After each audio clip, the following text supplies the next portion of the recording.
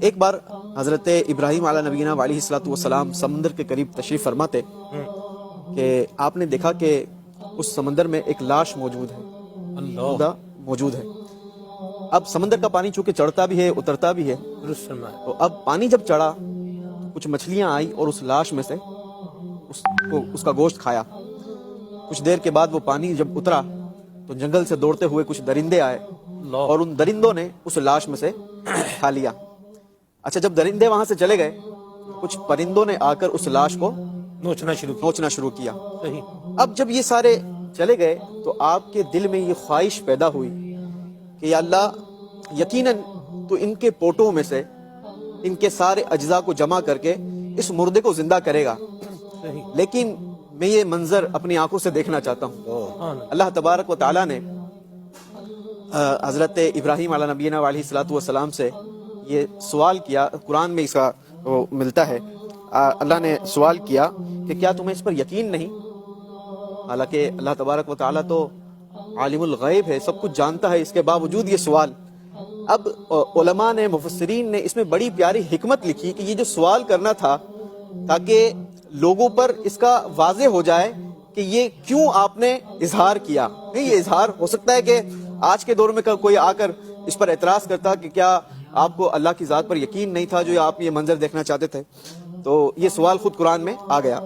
اب آپ نے اس کا جواب کچھ یوں عرض کیا، اللہ کی بارگاہ میں عرض کی کہ مولا، مجھے یقیناً بالکل یقین ہے، مگر میں یہ چاہتا ہوں کہ یہ سارے مناظر میں اپنی آنکھوں سے دیکھ لوں تاکہ میرے دل کو قرار آ جائے۔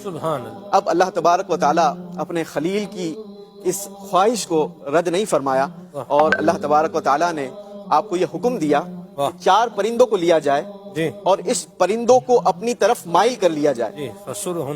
اب جو ہے وہ 4 پرندے لیے گئے اور ان پرندوں کو اپنی طرف مائل کر لیا گیا۔ اب جناب ان پرندوں میں علماء بتاتے ہیں کہ ایک مور تھا، ایک مرغ تھا اور ایک کبوتر یا گدھ، اور چوتھا جو پرندہ تھا وہ کوا تھا۔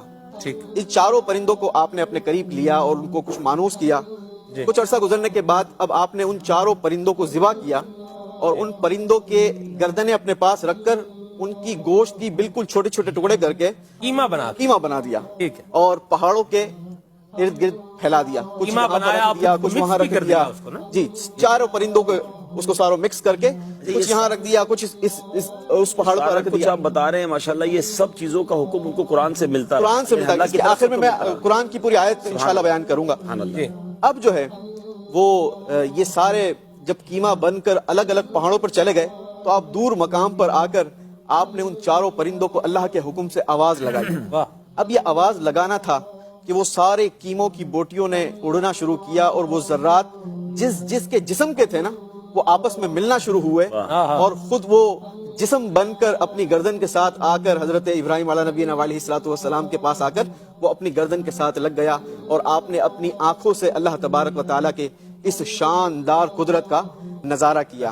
اللہ تبارک و تعالیٰ نے اس سارے واقعے کو قرآن مجید فرقان حمید میں کچھ یوں ارشاد فرمایا، وَإِذْ قَالَ إِبْرَاهِيمُ رَبِّ أَرِنِي كَيْفَ تُحْيِي الْمَوْتَى قَالَ أَوَلَمْ تُؤْمِنْ قَالَ بَلَى وَلَكِنْ لِيَطْمَئِنَّ قَلْبِي قَالَ فَخُذْ أَرْبَعَةً مِّنَ الطَّيْرِ فَصُرْهُنَّ إِلَيْكَ ثُمَّ اجْعَلْ عَلَى كُلِّ جَبَلٍ مِّنْهُنَّ جُزْءًا ثُمَّ ادْعُهُنَّ يَأْتِينَكَ سَعْيًا وَاعْلَمْ أَنَّ اللَّهَ عَزِيزٌ حَكِيمٌ۔ اس پوری آیت میں اللہ تبارک و تعالیٰ نے اس واقعے کو بیان کیا۔ اب سلمان بھائی، اس واقعے سے ہمیں کیا مدنی پھول ملتے ہیں؟ اس واقعے سے سب سے پہلا مدنی پھول جو ہمیں ملتا ہے وہ یہ ملتا ہے کہ اللہ تبارک و تعالیٰ اپنے نبی کی خواہش کو رد نہیں فرماتا۔ سبحان اللہ۔ اور دوسرا جو مدنی پھول ملتا ہے کہ اللہ تبارک و تعالیٰ کے انبیاء علیہ الصلوۃ والسلام یہ مردوں کو زندہ کرنے کی طاقت اور قوت اللہ کی عطا سے رکھتے ہیں۔ تو اللہ تبارک و تعالیٰ ہمیں انبیاء علیہ الصلوۃ والسلام کی سیرت کو پڑھ کر اسے سمجھ کر اس پر عمل کرنے کی بھی توفیق عطا فرمائے۔ بسا اوقات ہوتا کیا ہے کہ کئی سارے واقعات اپنے بچوں کو سنائے جاتے ہیں، کئی ساری ہسٹریاں سنائی جاتی ہیں، لیکن اگر ہم قرآن مجید فرقان حمید کا مطالعہ کریں نا تو خود قرآن میں اتنے خوبصورت اور انٹرسٹنگ واقعات ہیں کہ اگر اس سے ہم اپنی آنے والی نسل کو، اپنے بچوں کو تعلیم دیں تو وہ ان کے لیے مشعل راہ بنے گی، اور اس پر اگر وہ عمل پیرا ہو گئے تو انشاءاللہ ان کی زندگی بھی اچھی ہوگی اور